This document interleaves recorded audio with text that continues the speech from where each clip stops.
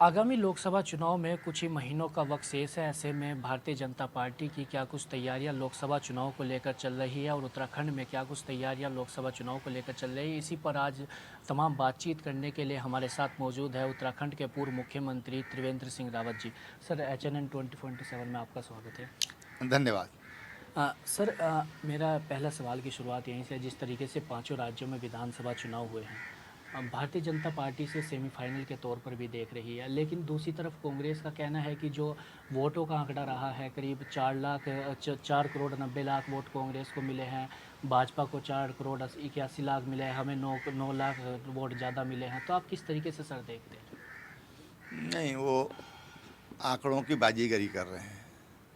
भाई, तेलंगाना में उनको वोट पड़ी हैं और उसको अगर वो इन 3 राज्यों के साथ भी जोड़ें तो मैं समझता हूँ कि इसको हम आंकड़ों की बाजीगरी ही कह सकते हैं। लेकिन आपने देखा कि चाहे राजस्थान हो, छत्तीसगढ़ हो या मध्य प्रदेश हो, भारतीय जनता पार्टी ने एक बड़ी जीत हासिल की है पहले की तुलना में। सीटों की संख्या भी बढ़ी है, मतों का प्रतिशत भी बढ़ा है और 2 राज्य हमने छीने हैं साहब कांग्रेस से। और इसलिए कांग्रेस केवल आंकड़ों का भ्रम जाल फैला करके और अपने कार्यकर्ताओं का, जिनका मन पूरी तरह टूट चुका है, जो पार्टी से ऊब चुके हैं, उनको तसल्ली देने के लिए इस तरह के आंकड़े प्रस्तुत कर रहे हैं। सर, हरीश रावत जी हैं जो आपको उत्तराखंड, वो भी उत्तराखंड के पूर्व मुख्यमंत्री रहे हैं। उन्होंने कहा है कि भाजपा इसे इन चुनाव को सेमीफाइनल के तौर पर देख रही है, लेकिन 2004 में भी ऐसे ही हुआ था, लेकिन उसके बाद कांग्रेस ने जीत हासिल की थी, तो इस बार भी वही होने जा रहा है। नहीं, अब 2004 नहीं है, अब 2024 का भारत है और 2004 और 2024 के भारत में बहुत बड़ा अंतर आया है। आज जो भी सरकार कर रही है उसको बेहतर तरीके से कम्युनिकेट किया जा रहा है। 2004 में उतनी सुविधा नहीं थी कम्युनिकेशन की। आज हम अपनी बात को, पार्टी और सरकार जो भी कर रही है उसको हम जनता को ठीक से कम्युनिकेट कर रहे हैं और देश की जनता इस बार इन 9 साल का जो कार्यकाल मोदी जी का रहा है, 10वें साल चल रहा है, कुछ महीने बकाया हैं, तो इन कार्यों के आधार पर भारतीय जनता पार्टी को वोट देगी और पिछली बार के मुकाबले ज़्यादा सीटें लोकसभा में भारतीय जनता पार्टी की आएंगी। सर, लोकसभा चुनाव की बात करें, लोकसभा चुनाव को लेकर क्या कुछ तैयारियां भारतीय जनता पार्टी की चल रही है और कितनी तैयारियां अभी तक पूरी हो चुकी हैं? भारतीय जनता पार्टी पूरी तरह तैयार है। भारतीय जनता पार्टी का कार्यकर्ता बूथ से लेकर प्रदेश तक हर स्तर पर अपनी तैयारी कर रहा है और मैं कहूँ कि कर चुका है तो अतिशयोक्ति नहीं होगी। कार्यकर्ताओं का मन, कार्यकर्ताओं की उपस्थिति, कार्यकर्ताओं की सक्रियता और कार्यकर्ताओं का जो मनोबल है और जो संगठनात्मक और उनकी क्षमता है, वो निश्चित रूप से भारतीय जनता पार्टी को पूरी तरह विजय बनाएगी और विजयी नहीं बनाएगी, पिछली बार के मुकाबले और अधिक मतों के साथ भारतीय जनता पार्टी को जिताएगी। सर, उत्तराखंड की बात करें, 5 लोकसभा सीटें हैं जो पिछले 10 साल से भाजपा के कब्जे में है। और सर, ऐसे में कांग्रेस कह रही है कि इस बार जो है भाजपा को हम हैट्रिक लगाने नहीं देंगे, जो ये 5 लोकसभा सीट है ये कांग्रेस के हाथ में आने वाली है। आप क्या किस तरीके से सर देखते हैं? अब सपने देखना कोई बुरी बात नहीं है। कांग्रेस ऐसे सपना देख रही है तो सपना तो किसी को भी आ सकता है, किसी को भी सपना हो सकता है, तो ऐसे ही कांग्रेस के साथ हो रहा है।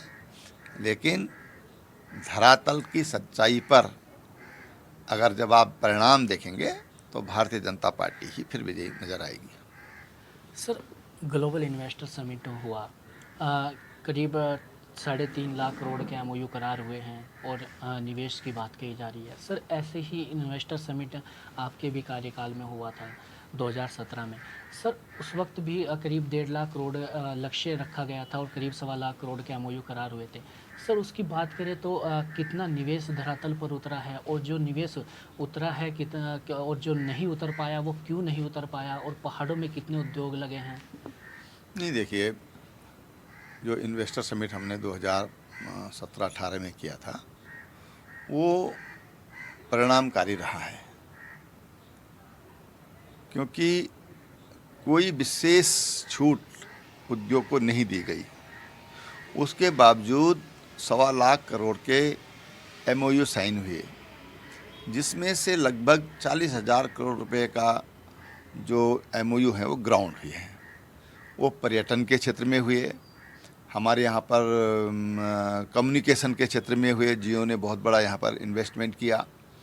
दूसरी बात, यहाँ पर जो ग्रोसरी में काफ़ी इन्वेस्टमेंट यहाँ पर आया, और होटल व्यवसाय में यहाँ पर अच्छा यहाँ पर सोलर एनर्जी में आया यहाँ पर, ऐसे तमाम तरह से, और MSME में काफ़ी इन्वेस्टमेंट यहाँ पर आया है।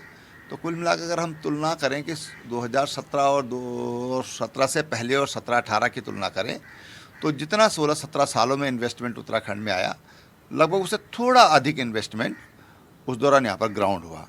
अब सवाल यह है कि 1.25 लाख करोड़ के MOU साइन हुए, ये सवाल मैं समझता हूँ कि आपका ऐसा इस बात से है। देखिए, एक तो पहली चीज़ ये समझ लेना चाहिए कि जितने MOU साइन हुए हैं, इसका मतलब ये नहीं कि उन्होंने गारंटी दे दी है कि वो उद्योग यहाँ पर स्थापित करेंगे। दूसरी बात यह है कि एक बहुत बड़ा जो कारण हुआ वो कोविड-19 का कारण हुआ।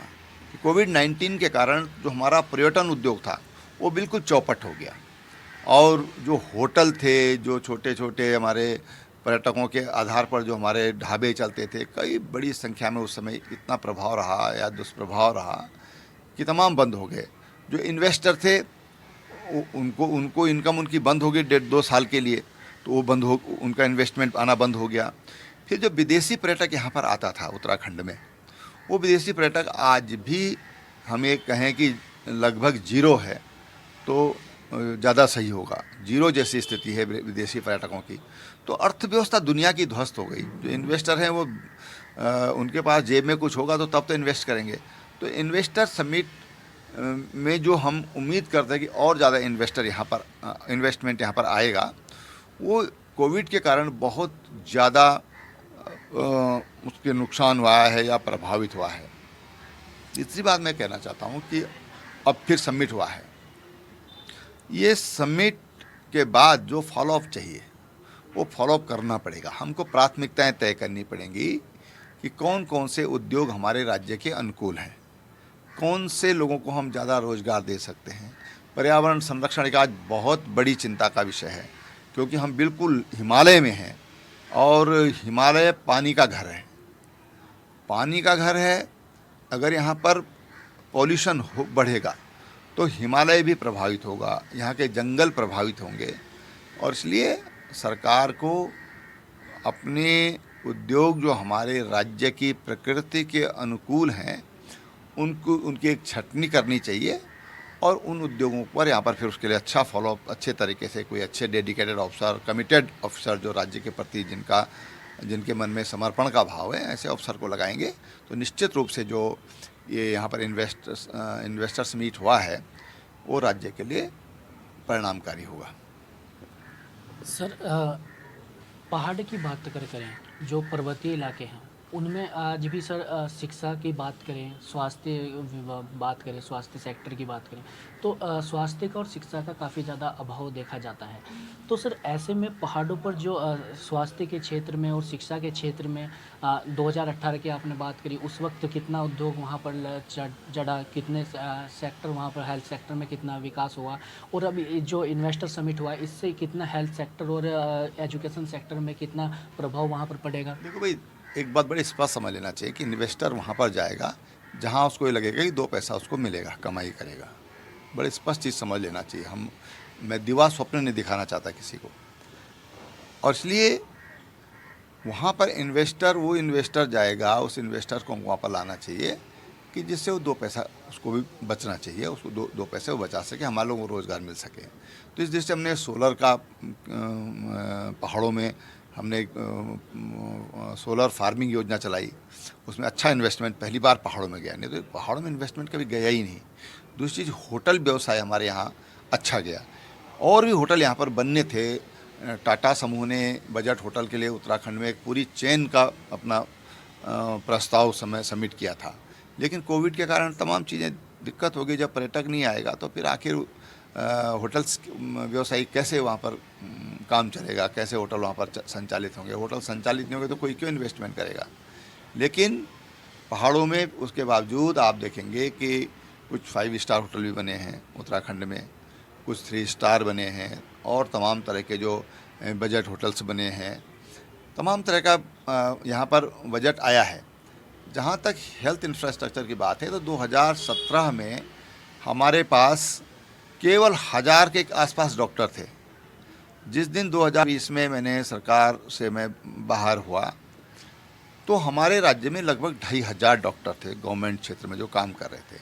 तो आप कल्पना कर सकते हैं कि हमने 2.5 गुना यहाँ पर डॉक्टर्स की संख्या बढ़ी, नर्सेज की संख्या बढ़ी, जो इमरजेंसी व्हीकल्स हैं 271 व्हीकल तो हमने एक साथ खरीदे। तो तमाम तरह के जो प्राइवेट फाउंडेशंस हैं उनसे हमने बड़ी मदद दी। हंस फाउंडेशन ने हमको बहुत मदद किया और भी तमाम जो संस्थाएं जो हेल्थ के क्षेत्र में CSR अपना खर्च करती है उन्होंने भी यहाँ पर काफ़ी हमको तरह की यहाँ पर सुविधाएं दी। यहाँ पर पहाड़ों में कहीं पर भी ICU नहीं थे तो ICU गए, ऑक्सीजन की सुविधा गई, डायलिसिस मशीन वहाँ पर पहुँची हैं, तो बहुत सुविधाएं बढ़ी हैं। लेकिन आज भी हमारे पास विशेषज्ञ डॉक्टर्स का पहाड़ों में अभाव है। विशेषज्ञ डॉक्टर्स कई बार ये देखा गया है कि वो पहाड़ों में जाना नहीं चाहते हैं और इसलिए तमाम तरह की व्यावहारिक दिक्कतें हैं। लेकिन जो सामान्य जो पेशेंट जो होते हैं, जो लगभग जिनकी संख्या 80-85% तक होती है, उसके लिए हमारे पास आज मैं कह सकता हूँ कि डॉक्टर्स हैं। कोई डिस्पेंसरी खाली नहीं है, हर जगह पर एक MBBS डॉक्टर है। अब कई बार क्या होता है कि कई लोग PG के लिए जाते हैं, पढ़ने के लिए जाते हैं, उनको सवैतनिक अवकाश हम लोग देते हैं।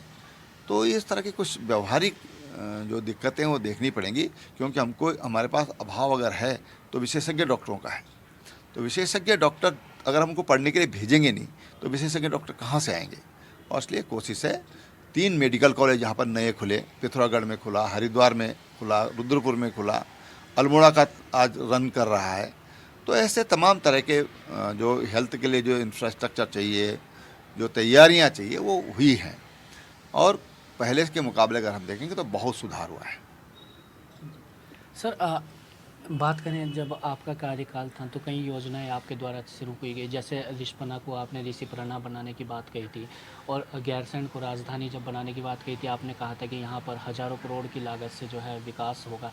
तो सर उन योजनाओं को कितनी प्रगति अब मिल रही है? अब देखिए, सवाल तो मेरे ख्याल से अब सरकार को पूछना चाहिए और रिस्पना नदी का उसके लिए जो तमाम तैयारी, जो NGT की तैयारी चाहिए, DPR चाहिए, वो सब तैयार पड़ी है सरकार के पास। सरकार निश्चित रूप से, मेरे मुख्यमंत्री से मुलाकात हुई थी पिछले दिनों, तो उन्होंने कहा कि हम उसके लिए प्रयासरत हैं। सर बात करें आपके लोकसभा चुनाव, क्या 2024 में आप भी लोकसभा चुनाव लड़ने जा रहे हैं और अगर आप लोकसभा चुनाव लड़ेंगे तो किस सीट से आप? सवाल जो है, सवाल का बहुत बार जवाब दे चुका हूँ मैं। हमारे यहाँ पार्टी निर्धारित करेगी कि क्या करना है। सर अगर पार्टी आपको चुनाव लड़ने के लिए कहती है तो आप किस सीट से चाहेंगे चुनाव लड़ना? ये पार्टी जिस दिन कहेगी उस दिन डिक्लेयर कर दूंगा। धन्यवाद। तो ये तो हमारे साथ उत्तराखंड के पूर्व मुख्यमंत्री त्रिवेंद्र सिंह रावत जी और लोकसभा चुनाव को लेकर जो तमाम तैयारियां चल रही हैं, ग्लोबल इन्वेस्टर समिट, तमाम मुद्दों पर इनके साथ चर्चा हुई। और रही बात पूर्व मुख्यमंत्री त्रिवेंद्र सिंह रावत के लोकसभा चुनाव लड़ने की, तो ये अभी भी सस्पेंस बरकरार है कि कहाँ से जो है लोकसभा चुनाव लड़ने जा रहे हैं। हालांकि इन्होंने कहा है कि ये पार्टी तय करेगी कि कहाँ से जो है वो चुनाव लड़ाएगी, तो तभी जो है डिक्लेयर करेंगे कि किस सीट से ये चुनाव लड़ने जा रहे हैं। अपने सहयोगी यानी मेष सजवान के साथ मैं रुनसैन, चैनल 24/7 देहरादून।